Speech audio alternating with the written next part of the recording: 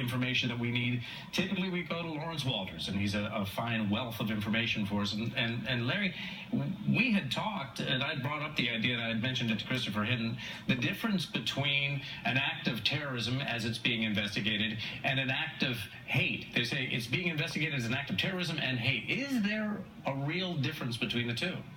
There is, and I think it's very important that we not look at this as a hate crime. This is much more than a hate crime.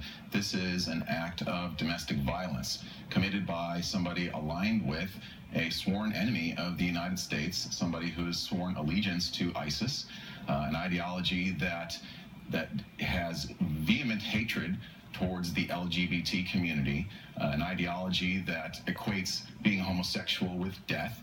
They routinely murder and stone individuals for being homosexuals in Syria and Iraq and other places. So, while this is still a very fresh incident and, we're all processing the reasons and why did it happen and so forth, my hope is that at some point, one thing that will come from this will be a recognition by the LGBT community of the true threat that Islamic jihadism poses to the gay community. Well, and it's interesting you bring that up because it is really, to be honest, not something that we have talked about before. We have seen in the Middle East some of these horrific images, which we don't even broadcast anymore. We don't even talk about some of the horrific things that ISIS does to gays in the Middle East because it's the details are so horrible. We don't want to bring that upon our viewers.